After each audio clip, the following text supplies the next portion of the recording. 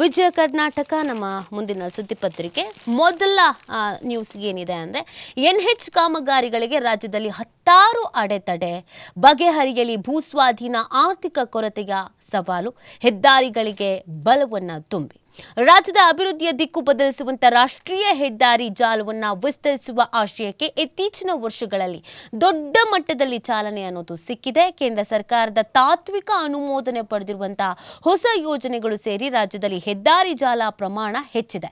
ಆದರೆ ರಾಜ್ಯಕ್ಕೆ ಮಂಜೂರಾಗಿರುವಂತಹ ಸುಮಾರು 30,365 ಕೋಟಿ ರೂಪಾಯಿ ಮೊತ್ತದ 3,345 ಕಿಲೋಮೀಟರ್ ಉದ್ದದ ಹೆದ್ದಾರಿ ಹಾಗೂ ವಿಸ್ತರಣಾ ಕಾಮಗಾರಿಗಳು ನಿರೀಕ್ಷಿತ ವೇಗದಲ್ಲಿ ನಡೀತಾ ಎಂಬುದೇ ಮುಖ್ಯ ಸಮಸ್ಯೆ ಮತ್ತು ಸವಾಲು ಕೂಡ ಆಗಿದೆ.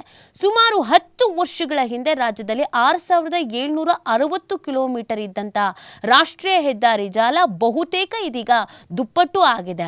ಆದರೆ ಘೋಷಣೆಯಾದ ಮತ್ತು ತಾತ್ವಿಕ ಅನುಮೋದನೆಯನ್ನು ಪಡೆದ ಎಲ್ಲಾ ಯೋಜನೆಗಳಿಗೂ ಕೂಡ ಅದು ಸಕಾರ ಆಗಿಲ್ಲ ಅನ್ನೋದು ಬೇಸರದ ಸಂಗತಿ. ಹೆದ್ದಾರಿ ಪ್ರಾಧಿಕಾರದಿಂದ ಸಕಾಲಕ್ಕೆ ಹಣ ಬಿಡುಗಡೆ ಆಗದಿರುವುದು ಮತ್ತು ಗುತ್ತಿಗೆದಾರರ ಸಮಸ್ಯೆ ಇದಕ್ಕೆಲ್ಲ ಪ್ರಮುಖ ಕಾರಣ ಅನ್ನೋದನ್ನು ಕೂಡ ಹೇಳಲಾಗ್ತಾ ಇದೆ. ಅಗತ್ಯ ಭೂಮಿಯನ್ನ ಸಕಾಲಕ್ಕೆ ಹೊಂದಿಸಿಕೊಡುವಲ್ಲಿ ರಾಜ್ಯ ಸರ್ಕಾರದ ಕಡೆಯಿಂದ ವಿಳಂಬ ಆಗ್ತಾ ಇದೆ. ಅರಣ್ಯ ಇಲಾಖೆ ತಕರಾರುಗಳು ಹಾಗೂ ಗ್ರಾಮಗಳ ಸ್ಥಳಾಂತರ ಸಮಸ್ಯೆಯಂತಹ ಹಲವು ಅಡೆತಡೆಗಳು ಮುಂದುವರೆದಿದೆ.